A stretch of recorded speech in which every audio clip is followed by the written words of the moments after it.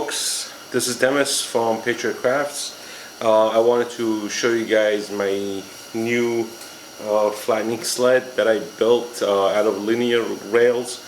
I put a video out about a couple of weeks ago, and I had a lot of interest in it.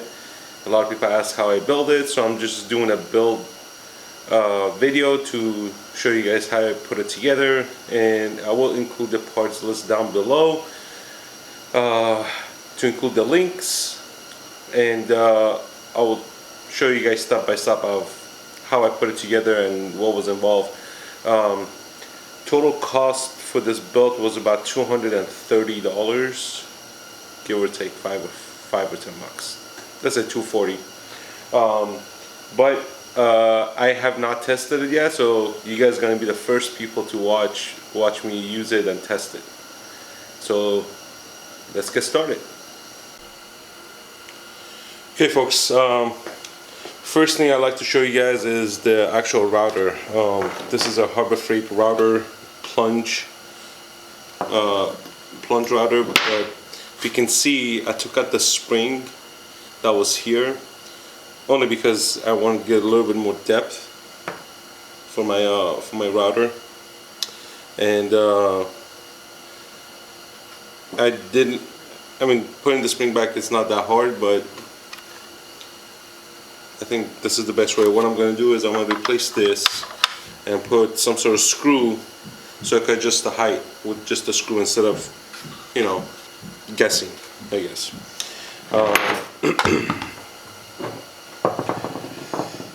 Next thing I used was a piece, what I did was I got a cutting board, and this is I think it's called HPD plastic, which is hard plastic.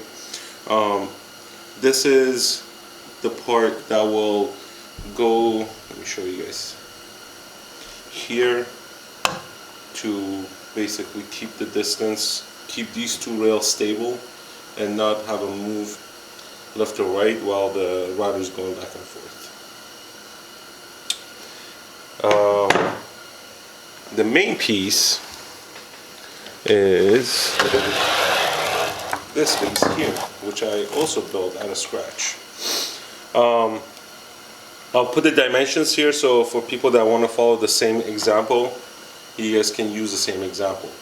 But I want to keep this whole thing as one piece instead of every time I want to do something taking it off and put it back on. The only time that I would try to do anything to this part is if I have larger pieces and I want to make this a little bit taller, I want to basically create something else so I could adjust the height. So that's in works right now. I haven't really come up with a easy or fancy design that's practical to do this, but let me actually take this out so you guys can see what it looks like.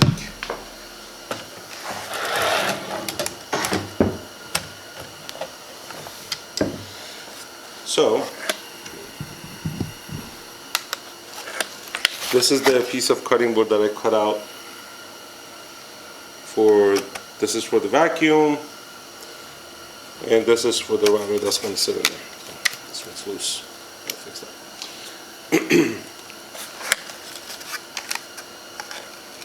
This flexes a little bit, but not to a point that's concerning, because we're not going to apply too much pressure on this thing. What I did was, another thing I figured I should do, I put these toggle clamps here so I could put my router in and take it out. Now my router, it's a 1/4 inch, it has a 1/4 inch shaft, and you can only go up to, I think it's 1 1/4 inch flattening router on a 1/4 inch shaft, and the larger flattening router bits that go up to 2 inches, they're on a 1/2 inch. So if one day I decide to upgrade my router to a 1/2 inch, or buy a new router for that matter, if this one goes out, all I have to do is basically I put this in, sits like this,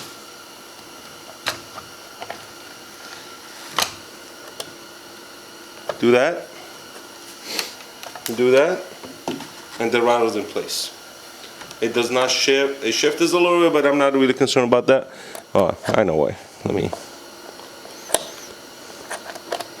It wasn't tight enough. So right now, it does not shift. I'm giving it a good chuck. So there's a third one that I ordered. I ran out of toggle clamps, but there's a third one that can go in there just to give you an additional support. So I highly recommend putting one of these instead of screwing it from the bottom. Only because if you want to try to change the rattle bit from one to another, you have that flexibility just to take out the router and change the bit and put it back in. So that actually works really well. Another thing I did was I put these little brush bristles or whatever you want to call them. These are actually for, gotta fix this thing. These are actually for door sweeps. So I think this is a 1-inch bristle. These are 1-inch bristles. So what you could do is, what I did was, and it has an aluminum piece right here. So I cut these into size to cover this area. It's not gonna keep all the dust or shavings off, but it will manage it to a point. Especially with this vacuum port right here for dust collector, it could actually help a lot. So let me put this together. Let's see how it actually slides in and out, and we'll go from there. And this is the reason I really don't want to keep taking this in and out, is because it becomes a pain trying to keep putting it back in and out. So you got to keep aligning it. You got to find the sweet spot or whatnot. So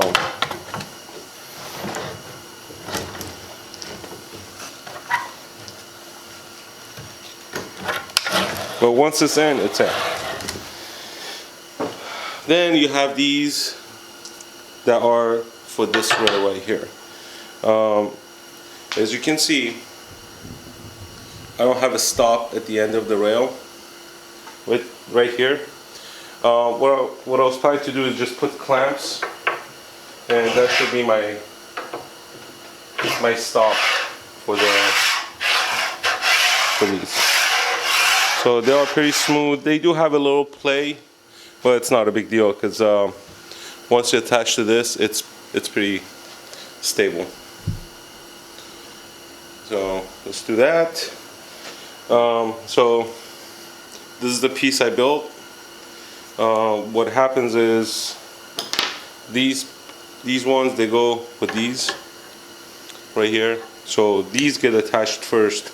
So I had to bore the holes right here so it'll be flush when I mount it to these. So let's attach that.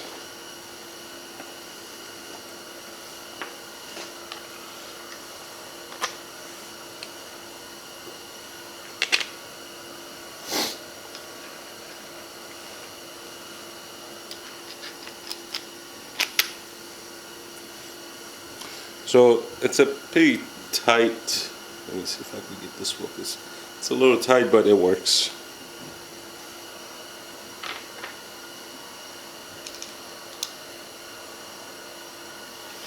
Let me grab my screwdriver, and it just holds itself, so you don't really need to put too much pressure. It holds pretty well.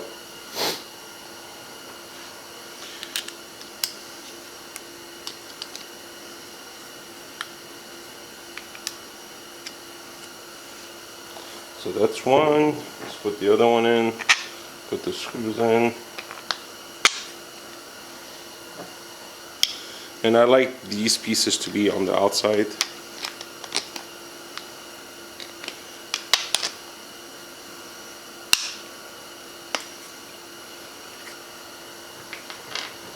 I made them a little tight fit, which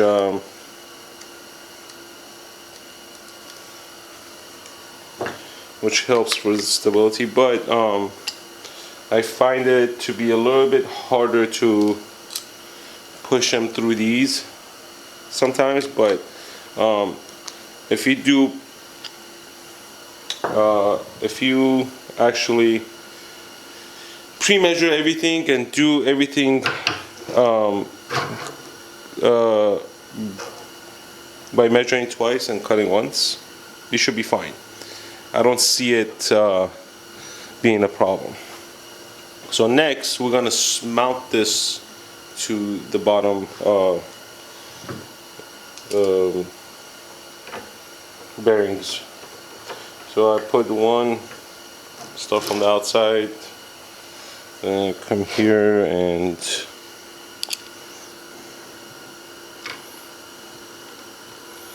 put this one in.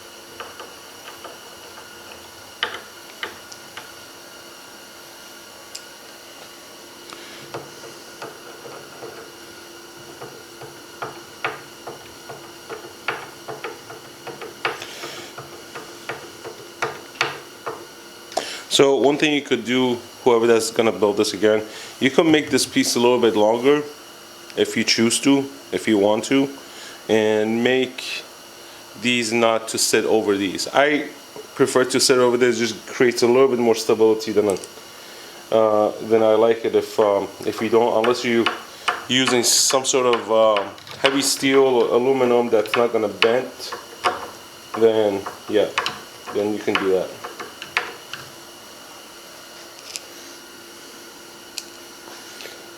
Put this in, and I welcome everyone's comments, suggestions for improvement or anything like that.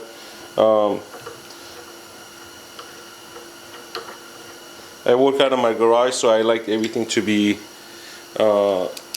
easy to store away. I'll just drop the screw. So I don't have room to keep this table up all the time. I like to have my garage space, so my table's collapsible. The linear rails are actually held on with 2 screws, and if you see right here, I put a shim here because this rail had a dip. That rail on the other side did not have a dip, so the shim made this rail completely flat and easy. So you can see it slides pretty well. All right, let's put the. This is click it. All right.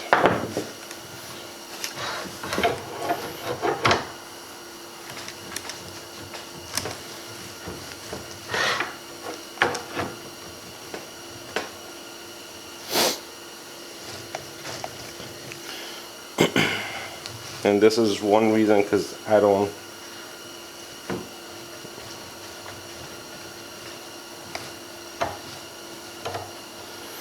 want it to be out constantly. It's because of, you know, trying to put this back in. It's a little pain. So this one's in.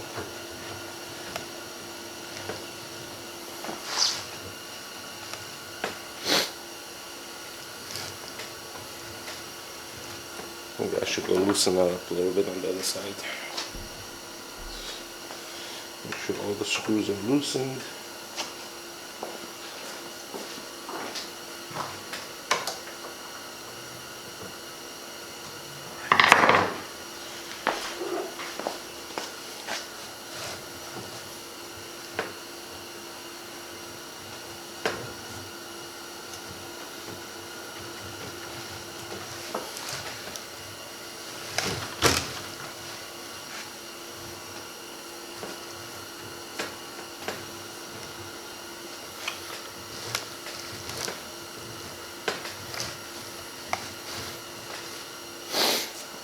Alright, let me go get a little hammer to tap it in.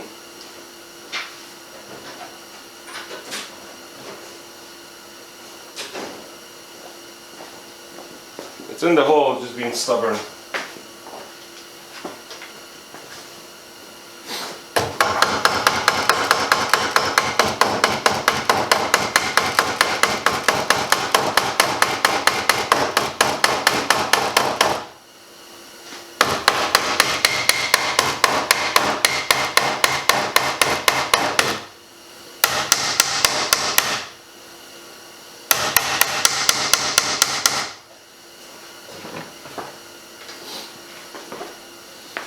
All right. Yep. I'm just being stubborn. That's all it was. These fit really, really, really tight, showing up anyways. So that's why I'm not concerned about having them in.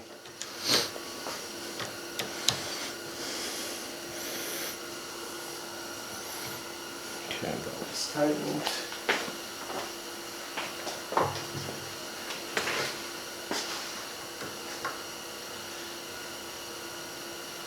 So it's tight. This one's tight. Okay. So let's just do a slide test. Slides back and forth fine. And this one,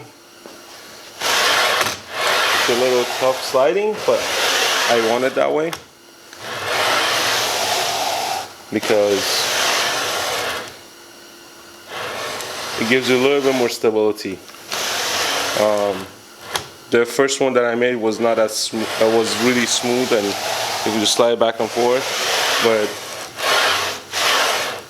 only reason is because of the bristles brushing off for this piece of wood. So it's right there, it's brushing. So it's doing its job. So next thing I'm gonna do is I have an extension, a quarter inch bit extension for my rattle bit, and this will allow me to go as deep.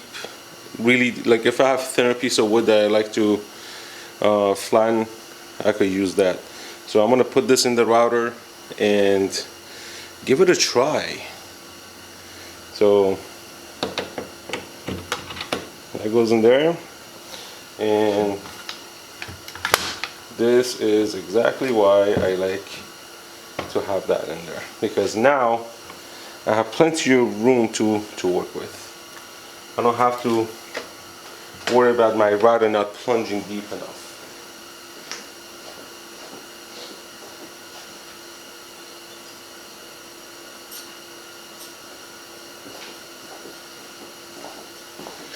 Alright. Get the wrong wrench.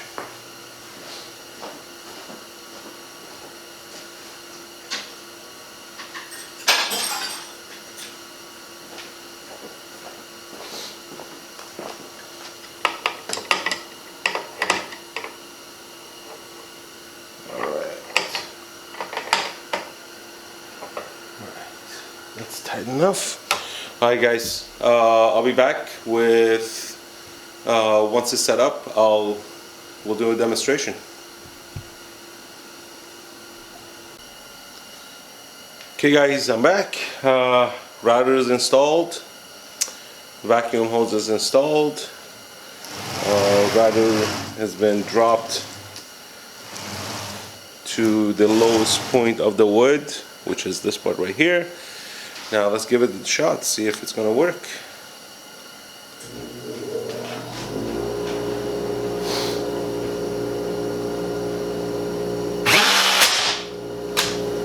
Well, that didn't work.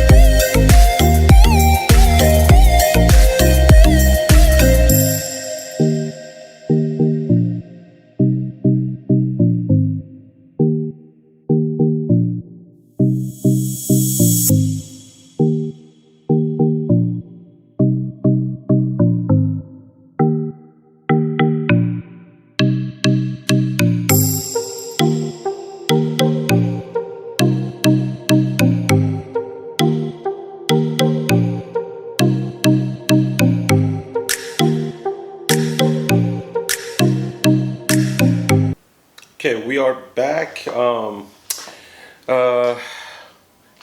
my first try on the flattening sled kind of failed, and it was due to my extension rod and the bit itself. And what happened was I think that was the problem, is I didn't tighten it. It wasn't tight enough, so it kind of slipped out and kind of got out of control. It bent the rod, it bent my bit, and kind of ate into the previous rattle holder piece. So this is what happened. There was a big chunk kind of flew off, it broke off and caused a lot of damage. So this was the initial design that I made. This will work if, you know, you could go this route, you could use wood. This one was very sturdy, I liked it. I just wanted to make something out of metal because I'm trying to learn how to weld and all that stuff, so I figured it'd be a good way to learn how to weld. This is pretty sturdy. I do recommend this if you are on a budget. If you don't have a welder, you can also use any type of wood, plywood, what have you, and follow this design that I made for my sled. One thing I did was that a lot of people will punch these holes for the base of the router and have it permanently mounted on the thing, on the base. I did not want to do that, only because if I want to change the bit, I don't want to go through taking the whole platform out, taking the router out, then putting it back together, because this setup is sort of a permanent setup. You don't want to keep taking off the platform and putting it back on. So what I did was I got some toggle clamps, which they have enough force to keep the router down. I also got a different router this time. My previous router had a 1/4 inch shaft. I got one with a 1/2 inch, which is thicker, more sturdy, and more powerful. So what I'm gonna do now is I'm gonna install the new router on here. I'm gonna hook up the vacuum hose, and keep in mind the vacuum portion of it will extract, I want to say, about 80% of the dust. You're still gonna have dust. You're still gonna have, debris flying around, but tremendously reduced than most of the time. If you don't have any type of barrier, or if you don't have any type of vacuum system installed for the amount of debris, it's this, or sawdust, or saw chips, or whatever it is. But what I'm gonna do is I'm gonna go to the next step. I'm gonna show you guys how I put the router in, how it's mounted, and how sturdy it is. Stay tuned. Okay guys, we are back. We're gonna put the router in now. So I got me a wind router. This one has a 1/2 inch shaft. You can see right here, it's pretty something. It's really solid, kind of like it. This is a plunge router, so you could adjust the plunge, as you know. This router does not have a lock, so you have to keep this at all times. But I came up with a solution that's gonna work. So I'm gonna show you guys what I did. But first, let's put this in. So this will easily fit in here, and I made it in a way that if you have a smaller router, you could actually use these to hold it down. So I'm gonna push these down like so, and since I want it super tight, I'm gonna use a little small pipe just to make sure they are placed very tight. So now, as you can see, this does not shift. It's stayed in there very sturdy. You could make these platform as large as you want to put more of these clamps in. If you feel like 2 is not enough, I feel like it's enough. But it's totally up to you. I just want to show you guys the functionality of this sled, how smooth it is, and how smoothly this slides back and forth. Now, for the switch part, what I got, came up with a solution. It's called, let's see if this can focus. Anyhow, it's called a Cable Clamp Pro. Okay, there you go. Cable Clamp Pro. This is, I got this from Walmart. I was looking for something so I could keep this trigger in like this. And I have arthritis in my fingers, so I can't hold these for too long. My hands will cramp up and it starts hurting, so it's a mess. So this actually worked. So what I did was, I put this around here, I clamped it in, like so. And when I want to start, all I do is push this little safety trigger, turn this, and that's it. This will stay on. I don't have to hold the button. I don't have to do anything. If I want to shut it off, I just pull this and done. It turns off. So let's actually put it into a test and show you guys how it works.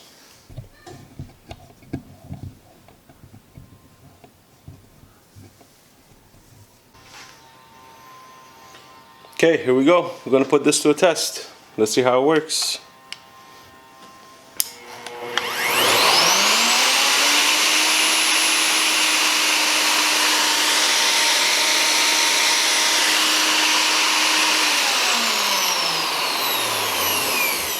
Turns off.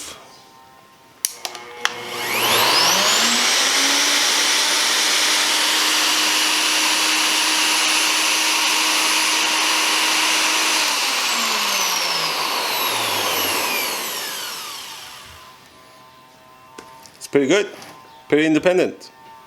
Now I'm gonna put a piece of wood in and let's see how this thing is gonna flatten a wood. Let's see if it's actually flat or it's lopsided. Be right back.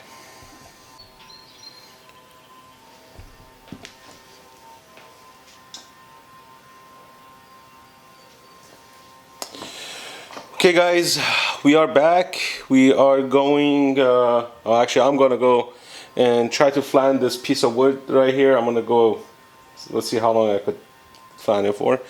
I have hooked up the vacuum line here, or dust collector I should say, and we're gonna try this out. So let me turn the vacuum on, and here we go.